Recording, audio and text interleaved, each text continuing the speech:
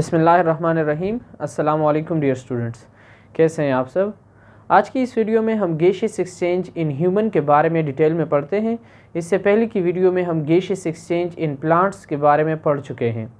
उसमें आपको याद हो तो हम पढ़ चुके हैं कि स्टोमेटा के ज़रिए से गैसियस एक्सचेंज हो रहा था।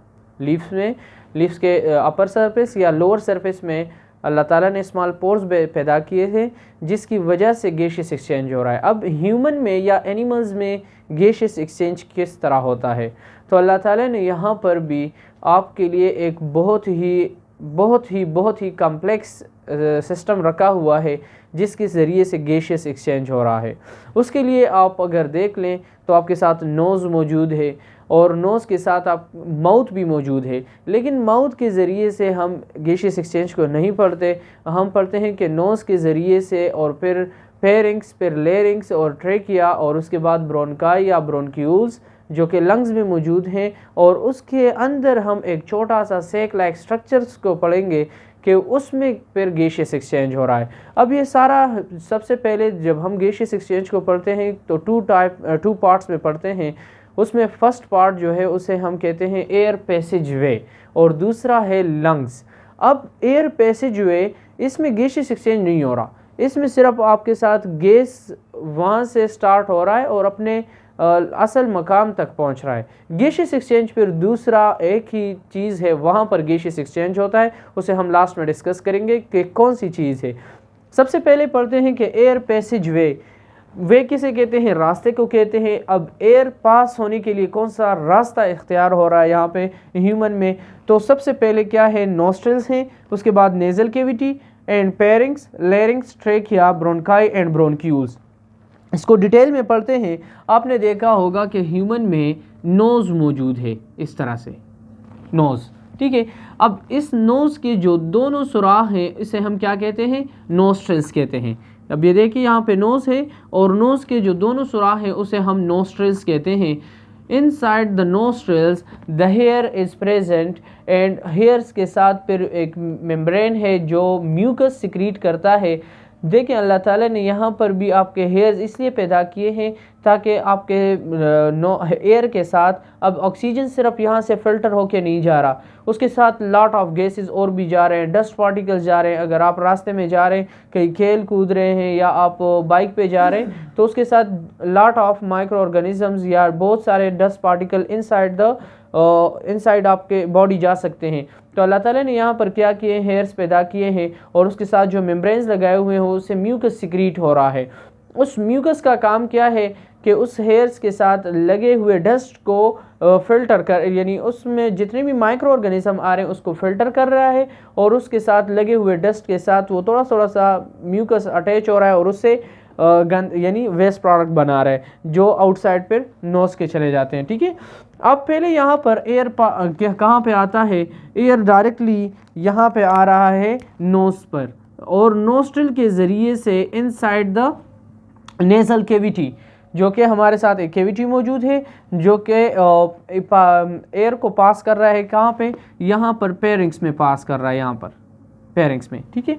अब पेरिंग्स क्या है, पेरिंग्स हमारे साथ 4 to 5 सेंटीमीटर लॉन्ग एक ऑर्गन है जो कि एयर पास कर रहा है। कहाँ से, यहाँ से देखें, नोस्ट्रल्स के ज़रिए नेज़ल कैविटी और नेज़ल कैविटी से फेरिंग्स और फेरिंग्स से दोबारा यहाँ पर लेरिंग्स में आ रहा है। लेकिन यहाँ पर एक छोटा सा फेरिंग्स की ओपनिंग, 2 टाइप की ओपनिंग हुई है।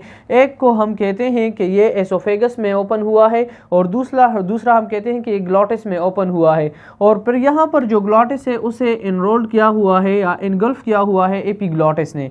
अब एपिग्लॉटिस के बाद यही एयर कहाँ पे जा रहा है, लेरिंग्स में आ रहा है, ठीक है। अब लेरिंग्स के बाद वापस एयर कहाँ पे आ रहा है, ट्रेकिया में आ रहा है। अब ट्रेकिया क्या है, ये हमारे साथ रिंग शेप या सी शेप स्ट्रक्चर है। आपने वॉशिंग मशीन का पाइप देखा होगा, बिल्कुल उसी तरह के रिंग शेप हैं। यहाँ पर ये देखें, ये हमारे साथ सी शेप है। अब सी शेप इसको इसलिए कहते हैं क्योंकि इसका हाफ या हम 1/3 हिस्सा ले लें तो ये हमारे साथ रिंग का कंप्लीट नहीं है, इसलिए हम कहते हैं कि इसका शेप कुछ इस तरह से है, लाइक दैट, या कंप्लीट नहीं है। अब यहाँ पर ये कंप्लीट क्यों नहीं है, इसलिए ताकि ये टूट ना जाए, यह कोलैप्स ना हो। इस वजह से इस ट्रेकिया को हम कहते हैं कि यहाँ पर 16 से लेकर 20 C shaped rings is present here. और ये ट्रेकिया वापस कहाँ पर दो ब्रोनकाई में डिवाइड हो रहा है जो कि लंग्स में इंटर हो रहा है। उस ब्रोनकाई के बाद अगर ये ब्रोनकाई दोबारा डिवाइड हो रहा है लॉट ऑफ ब्रोनक्यूल्स में, फिर इसे हम क्या कहते हैं, ब्रोनक्यूल्स कहते हैं, bronchioles. And after that bronchioles is divided into small sac like structure or small pouches like structure. That pouch like structures are called alveoli. अब देख लें, यहाँ पर किसी भी पॉइंट पर हमने गैसियस एक्सचेंज की बात नहीं की। जिस हमने क्या कहा कि हाँ हमारे साथ एयर पास हो रहा है। अब देखें, पहले से दोबारा देख लें, नोस में नोस्ट्रल्स मौजूद है, नोस्ट्रल से एयर पास हो रहा है, कहाँ पे आ रहा है, पेरिंग्स में आ रहा है, पेरिंग्स के बाद लेरिंग्स में आ रहा है, लेरिंग्स के बाद ट्रेकिया में आ रहा है, और ट्रेकिया के बाद फिर ये दो ट्यूब लाइक स्ट्रक्चर्स में डिवाइड हो जाते हैं जो कि ब्रोनकाई है। और ब्रोनकाई अगर फर्दर डिवाइड हो रहा है तो उसे हम ब्रोनक्यूल्स कहते हैं, और ब्रोनक्यूल्स के एंड में सेक लाइक स्ट्रक्चर्स मौजूद हैं जिसे हम अल्व्यूलाई कहते हैं। अब ये तो हमारे साथ एयर पैसेज वे हो गया। अगर हम अब लंग्स की बात करें तो लंग्स के अंदर यहाँ ट्रेकिया जब डिवाइड हो रहा है तो लंग्स में दोनों साइड पे हमारे साथ ब्रोनकियाई इनसाइड द लंग्स आ जाते हैं। अब लंग में इनसाइड में हम क्या कहते हैं कि लंग्स जो है लाइक दैट, एक लंग्स को मैं ले लूँ, ठीक है, 2 लंग्स होते हैं, नंबर 2 है, ठीक है, 2 इन नंबर।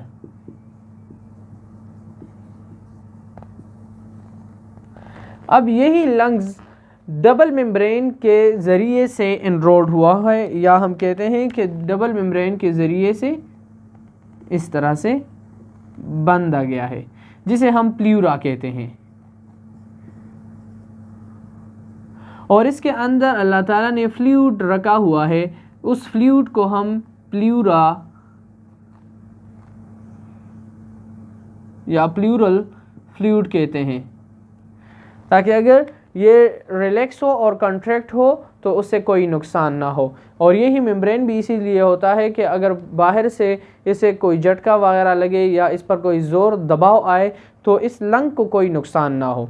अब लंग में हम बात करते हैं तो ब्रोनकाई और ब्रोनक्यूल्स भी हो गए। अल्व्यूलाई को लेते हैं कि जहाँ पर गैसियस एक्सचेंज हो रहा है, तो अल्व्यूलाई कुछ इस तरह का स्ट्रक्चर है, सेक लाइक बॉल लाइक स्ट्रक्चर है, ठीक है।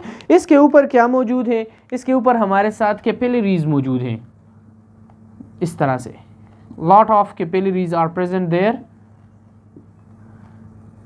अगर आपसे कोई पूछे कि लंग्स को हम स्पंजी क्यों कहते हैं या ये स्पंजी टाइप क्यों है, because of alveoli, million of alveoli are present inside the lungs, so the lung are spongy like structure, ये स्पॉन्जी लाइक होता है, ठीक है। अब यहाँ पर क्या है, हमारे साथ lot of capillaries are present from the surface of alveoli. अब यहाँ पर गैसियस एक्सचेंज हो रहा है। आपसे अगर एमसीक्यूज़ में आ भी जाए कि वेयर द गैसियस एक्सचेंज अकर, सो आपने यहाँ पर लिखना है कि अल्व्यूलाई में गैसियस एक्सचेंज हो रहा है। यहाँ किसी भी पॉइंट पर आपको ऑक्सीजन गैसियस एक्सचेंज नज़र नहीं आ रहा, क्योंकि यहाँ पर सिर्फ पाथवे है कि हाँ यहाँ से, यानी आप फॉर एग्ज़ाम्पल ले लें कि आपने कहीं से कोई चीज़ ऑर्डर किया हो तो रास्ते में उसमें कोई भी दखल अंदाजी नहीं होती, जहाँ से आप उठा लेते हैं वहाँ से ऑर्डर आ रहा है आपके पास, आपके घर में आ रहा है और आपने वहीं पे खोलना है। रास्ते में जे उस पर जितने भी स्टॉप्स आएंगे वहाँ पर उसकी कुछ भी चेकिंग भी नहीं होगी, ना ही ओपनिंग होगी। तो इसी तरह यहाँ से सारा एयर आ रहा है, जितने भी गैसेस पार्टिकल हैं वो आ रहे हैं, और यहाँ पर लास्ट जो जहाँ पर उसकी गैसियस एक्सचेंज होगी वहाँ पे आना है उसने, और उसे हम क्या कहते हैं, अल्व्यूलाई कहते हैं। अब अल्व्यूलाई के ऊपर जितने भी ये कैपिलरीज मौजूद हैं, अब यहाँ पर क्या हो रहा है, यहाँ पर डिफ्यूजन के ज़रिए से गैसियस एक्सचेंज हो रहा है, क्योंकि इनसाइड हमारे साथ क्या आ गए, ऑक्सीजन आ चुका है, ऑक्सीजन, और यहाँ पर ऑक्सीजन का अब मिकदार जो है वो ज़्यादा है, वो कंसंट्रेशन उसकी क्या है, ज़्यादा है, और यहाँ पर कार्बन डाइऑक्साइड की कंसंट्रेशन क्या है, वो लोअर कंसंट्रेशन है। अब यहाँ पर क्या होता है, आउटसाइड जितना भी है यहाँ पर कार्बन डाइऑक्साइड की कंसंट्रेशन ज़्यादा है यहाँ पर, ठीक है, और यहाँ पर क्या है, inside the alveoli the concentration is more than enough, ठीक है। अब यहाँ पर क्या होता है, ऑक्सीजन यहाँ पर कंसंट्रेशन उसकी ज़्यादा है और यहाँ पर कार्बन डाइऑक्साइड की कंसंट्रेशन ज़्यादा है। तो यहाँ पर ऑक्सीजन कार्बन डाइऑक्साइड की कंसंट्रेशन कम है और यहाँ पर ऑक्सीजन की कंसंट्रेशन कम है। तो अब यहाँ से क्या होगा, अल्वियोलाई से ऑक्सीजन डायरेक्टली इन कहाँ पर आ जाएगा, यहाँ पर आ जाएगा, ठीक है, यानी ब्लड में आ जाएगा, कैपिलरीज में आ जाएंगी और वहाँ से कार्बन डाइऑक्साइड अल्वियोलाई में आ जाएगा। देखिए अब यहाँ पे गैसियस एक्सचेंज हो रहा है, यहाँ पर किसी जगह पर भी गैसियस एक्सचेंज नहीं हुआ, यहाँ पर हो रहा है ऑक्सीजन की गैसियस एक्सचेंज हो रहा है, जहाँ पर दोनों गैसेस कार्बन डाइऑक्साइड और ऑक्सीजन एक दूसरे को चेंज कर लेते हैं, एक्सचेंज कर लेते हैं। Carbon dioxide inside the alveoli चला जाता है और अल्वियोलाई से ऑक्सीजन थ्रू द ब्लड या ब्लड कैपिलरीज में चला जाता है। अब यहाँ से कार्बन डाइऑक्साइड जब हम ब्रीथिंग इसके बाद जो मैकेनिज्म होगा उसको डिटेल में पढ़ेंगे तो वहाँ पर बात होगी कि अब यहाँ से देखिए आप सांस ले लेते हैं तो कार्बन डाइऑक्साइड की कंसंट्रेशन अंदर कम हो जाती है और ऑक्सीजन की कंसंट्रेशन ज़्यादा हो जाती है, जिसकी वजह से कार्बन डाइऑक्साइड वापस एक्सहेल हो जाता है और इसी तरह से गैसियस एक्सचेंज होता है इन ह्यूमन में। एक सिंपल सा तरीका मैंने आप लोगों को बता दिया ताकि आप लोगों को नोट्स हर जगह पे मौजूद हैं, बुक्स में भी मौजूद है, लेकिन आप पाथवे को जान लें और गैसियस एक्सचेंज को जान लें कि किस तरह से गैसियस एक्सचेंज होती है। अगर आपको वीडियो पसंद आई है तो अपने फ्रेंड्स के साथ ज़रूर शेयर करें एंड बेल आइकन को ज़रूर दबाएं ताकि आपको next video time to time मिल सके। अल्लाह हाफिज़, अपना बहुत सारा ख्याल रखें।